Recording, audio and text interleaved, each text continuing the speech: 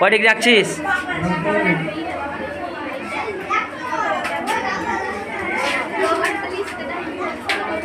বেশ,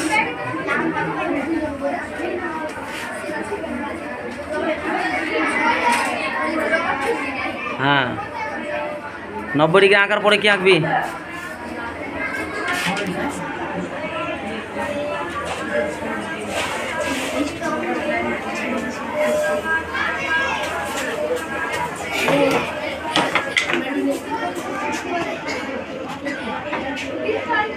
পাঁচ 5.6 সমান করতে হবে, তাই তো? এটা বর্গক্ষেত্র না আয়তক্ষেত্র? জাইদুল, বর্গক্ষেত্র। তাহলে বর্গক্ষেত্রের 4টি বাহুর দৈর্ঘ্য কি হয়?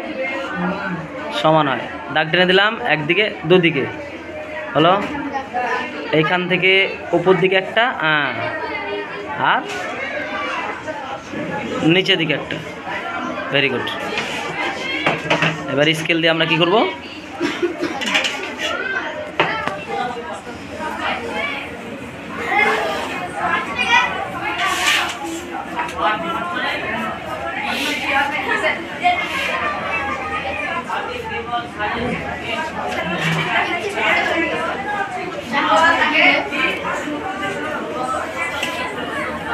তাকে যাও এদিকে। এবার এবার এদিকে তাকাও, এদিকে তাকাও।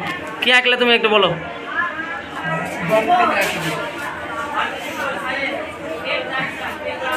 এটা কত সেমি বর্গক্ষেত্র আঁকলা? ঠিক আছে।